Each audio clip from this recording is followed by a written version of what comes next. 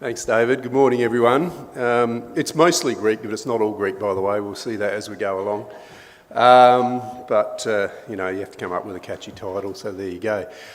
So this morning we're going to have a look at the language, not only that the New Testament was written in, but also the languages that were spoken around the time of Jesus and so on, and then how that sort of comes to us in English, and some of the interesting things about the English languages along the way. We'll go right back to Genesis 11 and the Tower of Babel.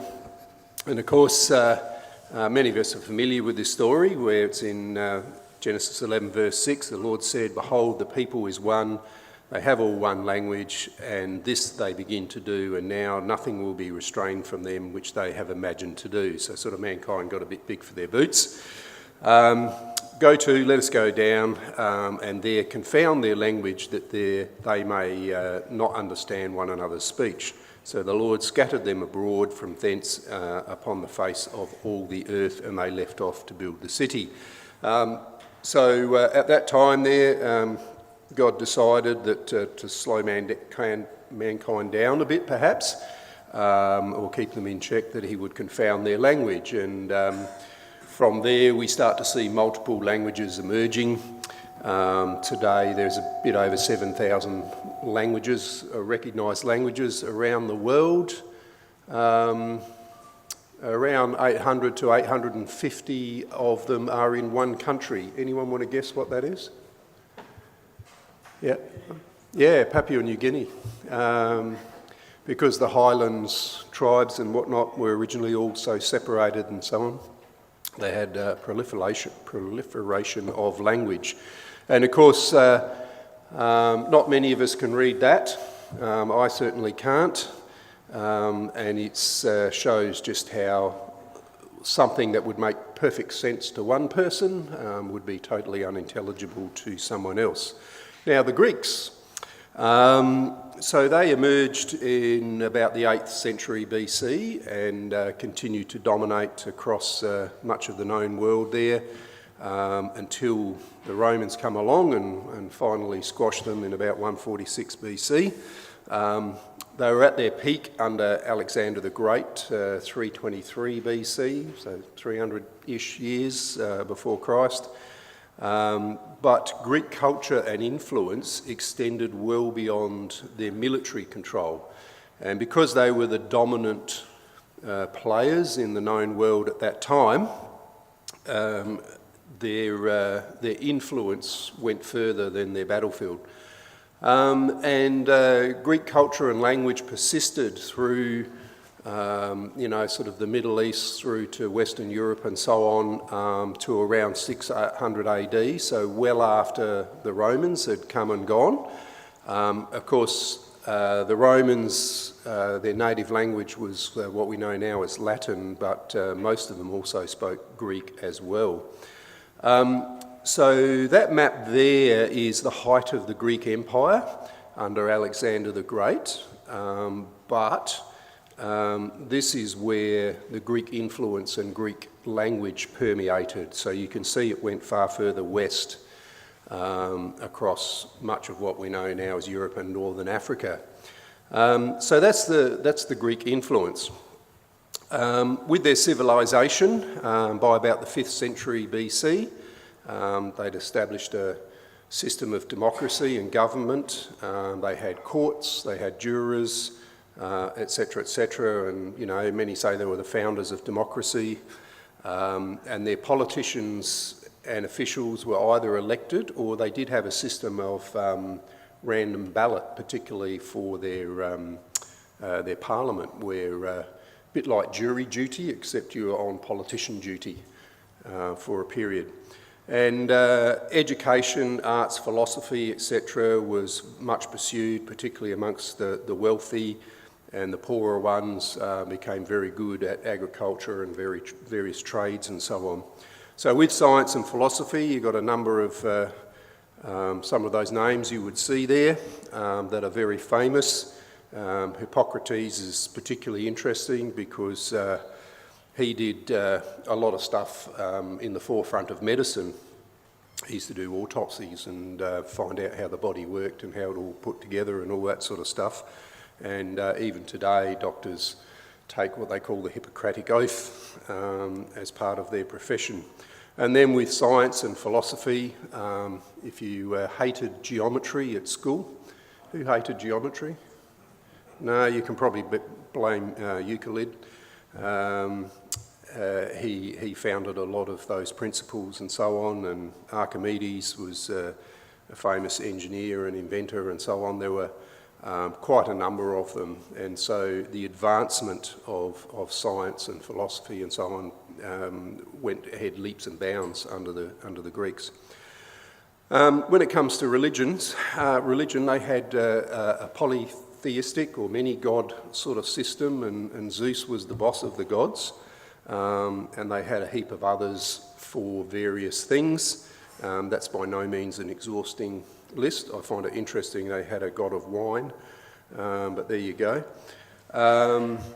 Because in their religion there was no emphasis on ethical conduct, so there's a lot of stories or legends about their gods, lying, cheating, being unfaithful, getting drunk, all that sort of stuff. So it's not probably the same way as we would see it. And their gods were someone to appeal to rather than someone that you would admire and worship. Now, at the time of Jesus, Jerusalem, where all the action was a very cosmopolitan city. Originally it was the Jewish city, and of course you had influx from many nations round about. You had the Roman occupation, you had the remnant of the Greek Empire and all that sort of stuff. And there were a whole heap of languages mentioned there in Acts chapter 2 of people that were there. And at the end of verse 11 there, we see that we do hear them speak in our tongues the wonderful works of God. And so the wonderful works of God, right from the outset, reached across language barriers and so on. Most people at that time were multilingual, spoke more than one language. In Australia, we tend not to be a fairly multilinguist society, but if you go to Europe, for example, most people in Europe speak 2, sometimes 3 or 4 different languages, and that's quite common. What's called Koine Greek or Common Greek was used across most of the Eastern Mediterranean area, particularly for written text. And the Jews themselves, more of them spoke Greek than Hebrew by that time. The Old Testament scriptures were translated from Hebrew into Greek between 300 and 200 BC, so at the time of Jesus, the Old Testament in Greek was around about. They're interesting that Bible scholars can list 340 places where the New Testament quotes from the Greek Old Testament, but only 33 where it quotes from the Hebrew text, so they can tell from the language, style, etc., where it came from.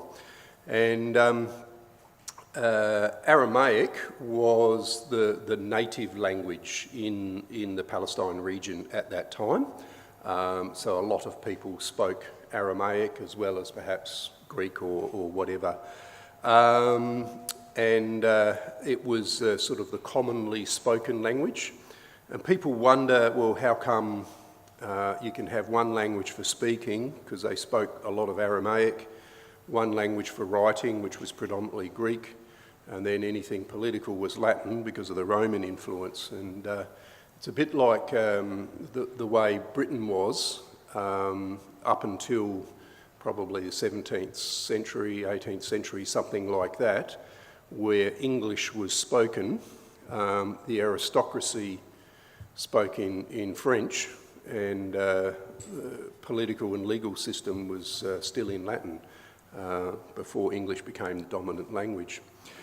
So what about Jesus? What languages did he speak? And we know from the scriptures that he was multilingual, and he chose his language depending on the circumstance and what he was saying at the time. So here's a few examples of Aramaic. where the first one from Mark 15, where Jesus is on the cross at the 9th hour. He cried with a loud voice saying, Eli, Eli, Eli, lama sabachthani, which is being interpreted, my God, why hast thou forsaken me? And then, of course, in Mark 5, when he talked to the damsel, and he used the phrase talitha kumi, which being interpreted, damsel, I say unto thee, arise. So they're Aramaic phrases. We also know that Jesus spoke Greek, or understood Greek, particularly because of the differentiation between the two Greek words for love. And there is agape, which means a spiritual love or respect, and then there's filio, which is a natural affection that you might feel for somebody or something. And it's interesting that Aramaic only has one word for love, and it doesn't differentiate between the two types of love in the same way that Greek does. Now, the Apostle Peter, being a fisherman by background, probably wasn't highly educated, and we can see from this next little passage that he probably didn't understand the subtleties of Greek between the two words. Because when we get to this passage here, where many of us would be familiar with this, in John 21, where it says, so when they had dined, Jesus saith to Simon Peter, Simon, son of Jonas, lovest thou me more than these? And the Greek word there is the word agape. Okay, so this is a Last Supper conversation. So his response, he saith unto him, Yea, Lord, thou knowest that I love filio thee. And he saith unto him, Feed my lambs. So there's two subtle differences between the question that Jesus was asking and the response that Peter was giving. So in verse 16, he saith to him again the second time, Simon, son of Jonas, lovest agape thou me? And Peter responds back again. He saith unto him, Yea, Lord, thou knowest that I love filio thee. And he saith unto him, Feed my sheep. So Jesus is trying to impress upon Peter the spiritual love side of things rather than just, you're a good mate and you love me sort of thing. And then we see the interesting thing in verse 17. So Jesus says the third time, Simon, son of Jonas, lovest filio thou me? So I think here Jesus has realised that Peter is not understanding what he's saying. And Peter was grieved because he said unto him the third time, lovest or filio thou me? And he said unto him, Lord, thou knowest all things, thou knowest that I love filio thee. And Jesus said again, Feed my sheep. So perhaps this explains why Jesus said this three times to Peter. And of course, Peter not being filled with the Holy Spirit at this stage, maybe didn't get the spiritual connection. We also know from the Petra thing in Matthew chapter 16 that Jesus understood the subtlety between a small stone or pebble and Petra, which was a large rock or boulder. It says, verse 18, And I say unto thee, thou art Peter, Petros, a small stone, and upon this rock, Petra, a large rock or boulder, I will build my church, and the gates of hell shall not prevail against it. So again, there's subtleties there that Jesus is using in the language that didn't come through. Now we get to Hebrew, and of course Hebrew was the language of the Old Testament Jews.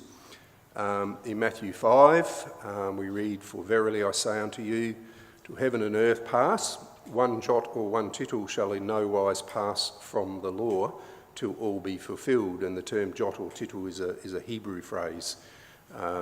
So that's just an expression in Hebrew. The same with the Samaritan woman in John chapter 4. The Samaritans spoke Hebrew. Samaritans were like the wannabe Jews. They weren't really Jews, but they followed Jewish practice and so on. And they didn't generally speak Greek or Aramaic. They only spoke Hebrew. And we read there in verse 7, there cometh a woman of Samaria to draw water, and Jesus saith unto her, Give me to drink, for his disciples were gone away unto the city to buy meat.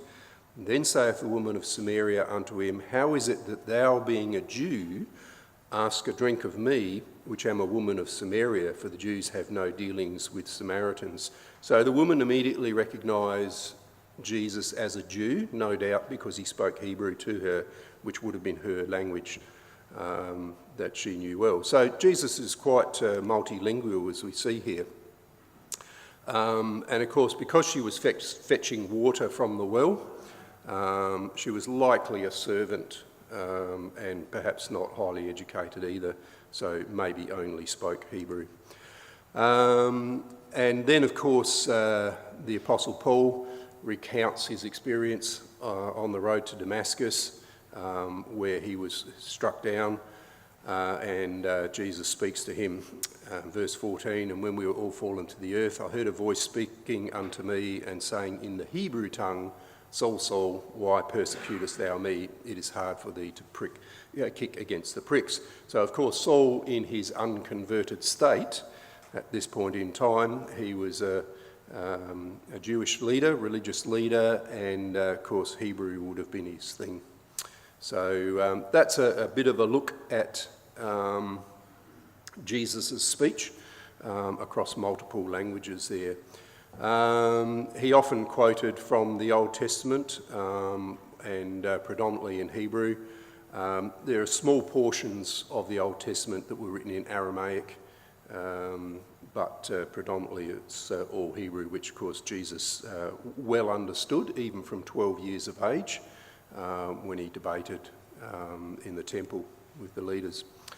So the New Testament was written in Greek because it was the most widely understood language by the Gentile nations. And if you recall, the gospel was to go out beyond the Jewish people to everybody. And of course in the New Testament we're neither Jew nor Greek, bond nor free, etc. So what our language is, or our background, or our racial descendancy, etc., is all irrelevant. And of course, Jesus' great commission and calling to the disciples in Mark 16, verse 15, where he says to them, Go ye into all the world and preach the gospel to every creature. So the gospel message wasn't just for those in Jerusalem or the surrounding region around the Palestine area there. It was intended always to go well beyond that. And at the time, Greek was the language that was most widely understood. Aramaic was only local, so that wasn't going to do the job. And Hebrew was a Jew-only sort of language that was in decline at that stage. And so that gives us a bit of a picture, I guess, why we see the New Testament originally in Greek. Now, when we look at our Bibles, particularly if we want to do a bit more study, a bit more in-depth look and understand things a little more and things like that, we often go back to the Greek text and we look up the meaning of a word or a phrase or whatever to get a better understanding of what's actually going on. And I don't think very many of us are fluent in ancient Greek. I'm certainly not. So we rely very much on various references and things like that to clarify things for us. And the interesting thing with the language that most of us speak, which is the English language is continually evolving. It does not stand still. And what we see is that the meaning of some words changes with time and continues to change with time. And new words are created and old words die out along the way. So the English language is this moving target that doesn't stay the same. Now, when you look at the history of the English language, it is a conglomeration of many languages and influences over the centuries. And I'm not going to particularly go through all of that, but you can see, you know, the Celtic language, the Romans, the Germanic invasions, Vikings, Normans, etc. All of that fed into the English language. The English language is actually quite a young language. We have what's referred to as Old English, from about 500 AD through to 1100. And when we think of Old English, sometimes we think, you know, the old script and, you know, ye olde, you know, shantytown or whatever it is. That's not old. Then we have Middle English from 1100 through to about 1500, and then early modern English emerges in the 15 to 1800 sort of time frame. And two things contributed vastly to the development of the modern English language. One was Shakespeare, and the other was, of course, the translation of the King James Bible in 1611. And for both of those, there were a lot of terms for which there was no English word at the time, and so a lot of English words were invented to convey meaning and so on, and that sort of added to the dictionary over time. So what we know is as the King James Bible is what we would term as early modern English, and it went on to, we're now in what's called late modern English. Interestingly enough, Iceland, which is quite a remote island out there in the North Atlantic, it's changed little over the last 1,000 years, and their language is actually the closest to what Old English would have been. But don't think you can go to Iceland and try and understand it. I actually I translated some Icelandic text to try and work it out, and couldn't recognise any words or anything. So that's Old English from about 730 AD, and I dare say that you wouldn't understand anything of that. Even putting aside the lettering style, you still couldn't do it. And the same with Middle English from 1400 AD. It's all Greek to me, or whatever it might be. So this is some examples, and I've used modern text, modern lettering, so that you're not trying to read the script, etc. Anyone know what that says? Yeah, you probably got one word right. I think that would be pretty hard to work out. And that's only 1,000 years ago. So you can see how much English has evolved during that time.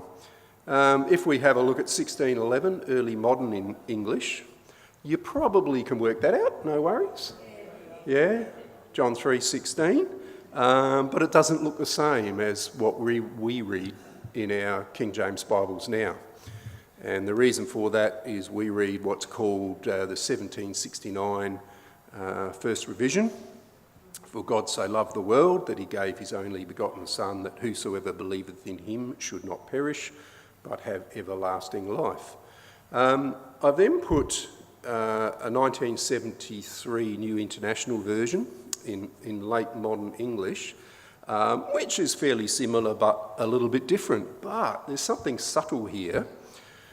Have a look in the King James 1769 at the term only begotten, and then look at 1973, gave his one and only, and they're not the same.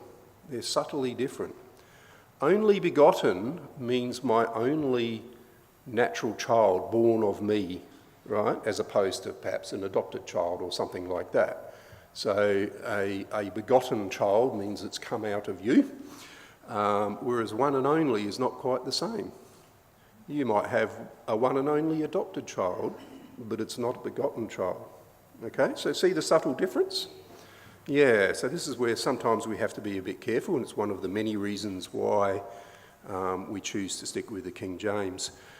Here's a couple of words that have changed over the years.